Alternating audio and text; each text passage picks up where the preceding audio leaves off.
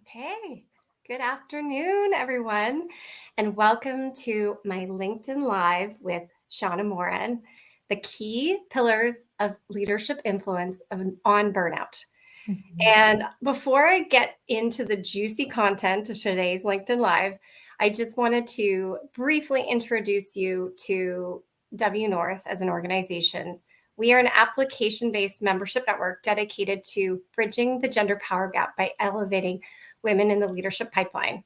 And if you are interested and if that appeals to you, we invite you to apply on our website that we will link below. And our special guest today, Shauna Moran, has been a multiple speaker of the WNORTH conference and other workshops that we deliver inside of our membership. And we invited Shauna to join us today on a very topical conversation for December around burnout. Now, let me share a little bit about Shauna before we get started. Shauna is the founder of Operate Remote, an award-winning executive coaching agency that empowers leaders to address staff burnout and build more emotionally healthy, engaged, and sustainable teams and organizations. Prior to this, she headed up partnerships at various SaaS companies, and she's based in Vancouver, and she has a background in psychology and is an accredited executive and leadership coach, as well as an emotional intelligence practitioner. Welcome, Shauna. So great to see you. Thank you, Heather. I'm so happy to be here and to be a part of your community again. WNORTH is so amazing, and I know so many of the members inside WNORTH, and it's just amazing. So any leaders out there that's looking for support in a community, I just can't recommend it enough. Thank you, Shauna. That means the world. And it always, excuse me, I always love having you on our stage because, was introduced to you during the pandemic, and I do believe we're still to meet in person, potentially. We have once. Oh, we have once. Okay, that's good. But we've spoken so many times online because obviously our community, which is a lot of women in mid-management who are on a trajectory towards senior executive leadership, women in our community really found themselves thrust into this state of burnout over the pandemic. And so it's very, very front of mind at WNORTH in terms of having you come into the conversation, even every 3 to 6 months, to tell us, what we should be watching out for as we move through these different stages of the pandemic and post-pandemic period. Now, one of the reasons we're here is also because you had just maybe had a milestone moment in the last week. A little one. Tell us about that. Yes, thank you. You'll see my little moment here. There we go. Can we get a close up? Can we get a close up with that? Okay, good. So my book just came out, Managing Employee Burnout: How to Develop a Happy, Healthy, and Engaged Workforce. So it is primarily focused on remote teams and hybrid teams. And, when we met at the beginning of 2020, I'm a remote and hybrid team performance coach and executive coach. And it was interesting for me over those 2 years that was quite intensive for leaders and organizations and teams and, well, frankly, everyone, how the topic of burnout kept coming to the forefront of the conversation with my clients, with the people that I was training and that I was working with. And I just started to get really, really curious as to what the root causes were, because I could see that so many organizations were spending a lot of money on this problem. So they were increasing their wellness benefits and they were offering different activities to their team and trying to create some language around it. But I could see that also wasn't working. And as a coach, I was able to uncover what those root causes were that affected anyone from CEO and C-suite level to junior staff and apprentices that were coming in.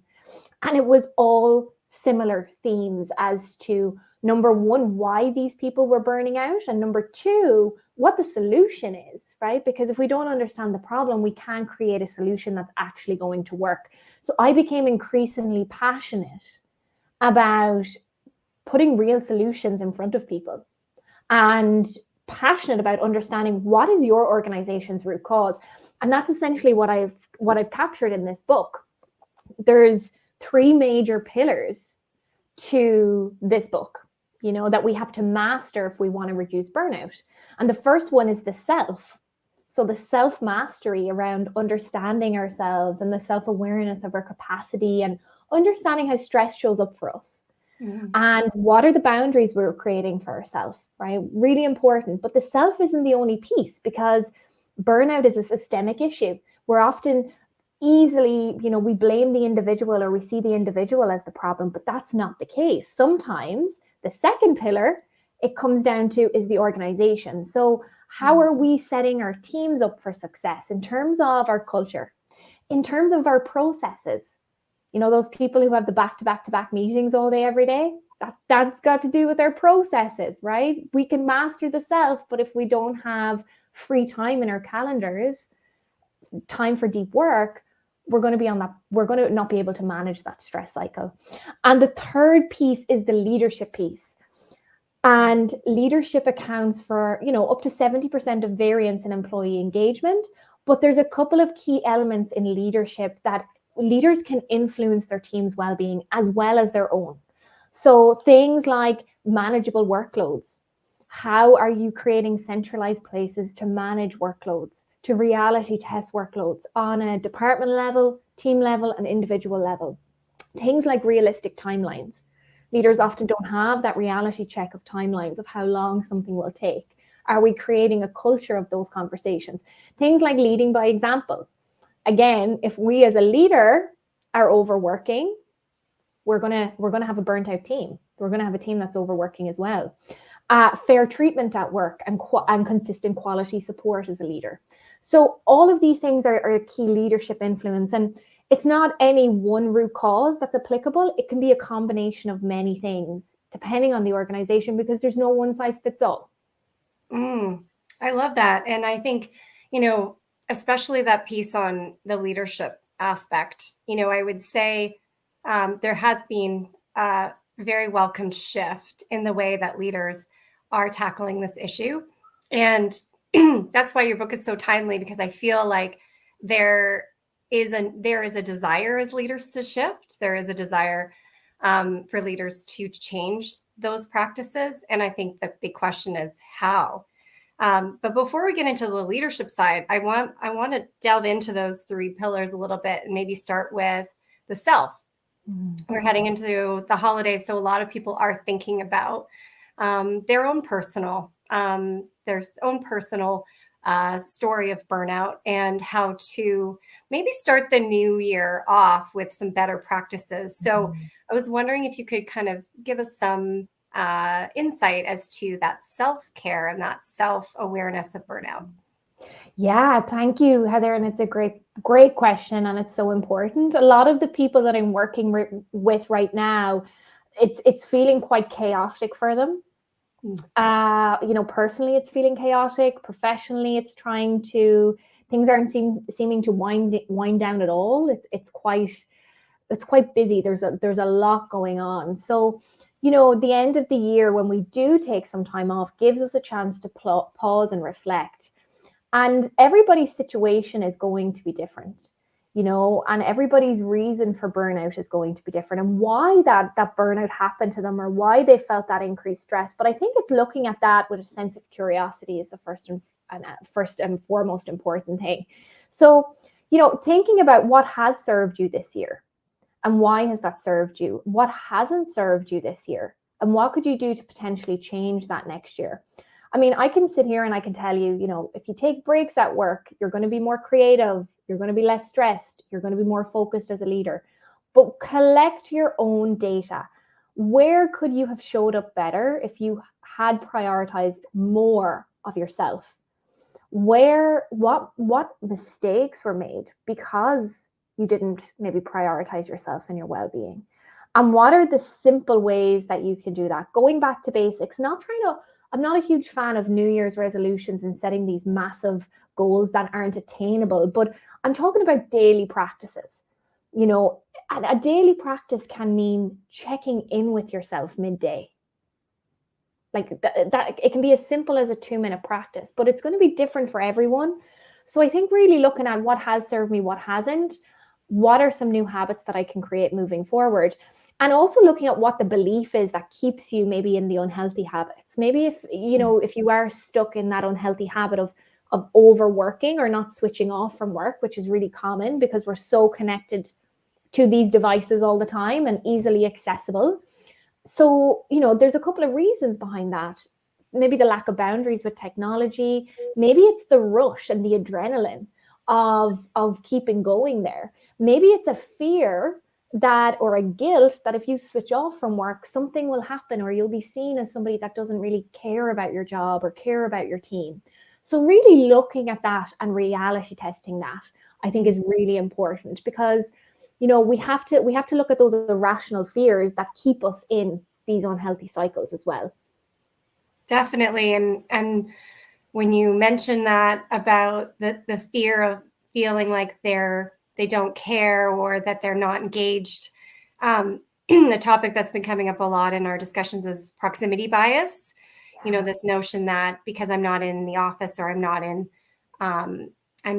in person or present, that you may miss out on an opportunity for promotion or an opportunity for a special project, that type of thing. So the fear is real. And I think that you bring up a good point of seeing what's working and what's not. There's no one size fits all. And Heather, on that point of proximity bias, one thing I recommend to every single leader, because we are working from home, we're afraid of what others might think of us. The best thing we can do is measure our output every day. And that's something I cover in the book. But getting clear on what's my output every day, every week, every month, what have I achieved? What are, instead of the input of my work always working, what are the things I have achieved in my daily, weekly, monthly working schedule? And then can I, first of all, capture that for myself? So when I feel like I need to overwork because I have productivity anxiety, I can reality test myself. And secondly, I can use that to really showcase my work and be transparent about my work with other people. So really important point. Yeah, no, that's a very good point. I think about it. Nobody taught us how to be remote employees, like there was no smooth transition, and we were just fight or flight during the pandemic. So we weren't really figuring out the best practices for how to be communicating. Every company has their own sort of methodologies, and whether it's Teams or Slack to communicate, but there is definitely, it's good to be constantly reminded of showcasing what exactly you are doing and what you're accomplishing in the week. Yeah. So moving into a little bit with regards to the leadership piece and the organizational piece, a lot of the conversation I'm inside of WNORTH is always not always focused, but a lot more focused on the women themselves. But I'd love to talk a lot more. And I made a point of inviting everybody on my LinkedIn to this live, not just, women in our community, any leaders who have teams. So, in the current, let's say, challenging economic times where there's so many things on the to-do list as an organization to get through, and in some cases, just definitely not enough manpower due to layoffs and tightening of strings and all of that. What are some of the top, pieces of advice that you have for leaders heading into the holiday, but more so like heading into the new year? Yeah, great question. The first thing that I see that's a huge gap that I would recommend leaders to work on is that workload management piece. So as you're doing your planning for next year and looking at what you and your team want to achieve, are you, number one, aware of what your team's capacity is? Are you, number two, do you have the processes and the technology set up that you can have a clear overview of the workload plan that you have, what's upcoming, what projects are being worked on, and what that looks like on a team level and an individual level, and your own level as a leader too? So this kind of helps in a couple of ways. When your team members are feeling overwhelmed, which is going to be the case because that's naturally the world that we live in, we feel overwhelmed sometimes they can approach you and they can say, hey, I feel overwhelmed. This is what's going on. Let me show you. Can you help me prioritize? So it opens up the communication lines. It creates that psychological safety. And number two, it captures that information asynchronously. So you don't have to go and ask your team, hey, what have you been working on? And have a conversation and a meeting about that. It's available in real time all the time. And you don't have to waste time having conversations about what everybody's working on. So it helps that too. And number three, it creates that transparency, right? So it reduces that proximity bias and that productivity anxiety that we feel by having things transparent. So I think that's the first and foremost most important thing. And I see a huge gap in that. People, they have projects in their heads and timelines in their heads, and then there's mistakes being made, and what am I working on and what is urgent, and I've been assigned 5 tasks today and I don't know which the priority is. Mm-hmm. So be the leader that people can approach to say, hey, I just need to reality test this off you. That's what we're doing there is we're finalizing the stress cycle. We're not letting that turn into burnout by trying to just do all the things and keep doing all the things. So that's really important. And I think that the second thing is to have consistent one-to-ones with your team members. Opening up that dialogue. How is your workload? How are you managing that right now? What is working well? What isn't working well? What can I do to support you in this conversation? So opening up that dialogue, what are the things that are supporting you to be at your most productive? How are you measuring your output? What does productivity mean to you? When are you at your most productive? It's not a combination of just doing. It's probably a combination of a lot of different things, right? Looking after yourself and taking breaks and switching off and have deep work. So looking at that as well, I think they're the 2 most important things that I'd recommend every single leader to think about in 2023. And even if you've thought about it before, get even more clear on it this year. And the third thing, I'll just say this as well, because it's a really important point that I cover in the book, is roles and responsibilities. So if we're not clear on what's expected of us and what our expected output is and what our role is, we're just going to try and do all the things, right? And we're going to be unclear and we're going to be jumping around all the places. So giving your team that transparency and that clarity can really be a game changer of, here's what I expect from you. Here's what you're responsible for this year, and having a conversation around that. It's really good for the nervous system. Really good. Yeah. No, that's a very good point. I mean, how many times do we revisit our job description? And things always get added to our job, but they never really get taken away. Yeah. So get a realistic pulse check as to, oh, wow, like this has changed a lot. And no wonder you're feeling overwhelmed. Let's look at a plan to maybe bring somebody else on or delegate that over. I think the other thing you can do with that as well is ask your team members, out of all of these responsibilities, what are the ones that bring you the highest joy and feel good? And what are the things that drain your energy? Not that you'll be able to change that immediately, but if you can identify some things that can be swapped over between team members, that can be a huge win in engagement and energy on your team. Amazing. I love that.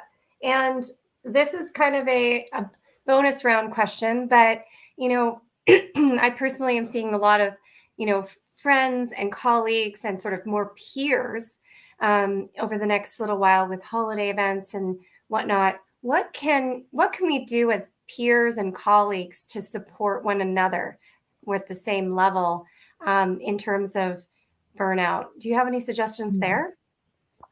It's a great question. The first thing that comes to mind when we ask somebody how they are, let's not give a generic answer. Yeah, doing good, busy. Like, let's actually tell people how we really are. And I'm Irish, and we always say, how are you? Yeah, great. How are you? Right? Like, it's just the way that we say hi. But it's not always true. And I think opening up the dialogue there is important, because what happens when I speak about this in the book as well as one of the main lessons, when we don't really talk about how we're doing, we feel like we're the only ones that are struggling with. Maybe it's increased workload or just being so pressured with so much going on. So when we can know that we're not alone in that, we can start to have conversations around, here's what I've tried and here's what's worked for me, and it just makes the conversation real. So I think keeping that conversation real, the people around us holding each other accountable and ourselves to doing what we need, rather than trying to meet the expectations of everyone. And this is just a reminder for me, as it is for everybody else over the holiday season. We're invited to a lot of things. There's a potential to be busy all day, every day, so how are you showing up for yourself first, and remembering that, sometimes we might disappoint people by saying no, and that's okay, because we have to serve ourselves. And this is a time of year where it's time to come inward. It's time to cocoon. You don't necessarily have to be productive over the holidays, and that might feel uncomfortable for some people that are used to being on their A game and productive and doing and achieving all the time, right? So I think opening up those conversations incredibly important. Oh, I love that, and very timely at this moment in time. So I really enjoyed this conversation, and it is incredible accomplishment that you've got this book. Show us the book again and tell us where we can get it. So yes, Managing Employee Burnout. So you can get it on all major platforms, Amazon, all those places. It's out in North America on the 27th of December. So you can pre-order it now, and it will ship on the 27th.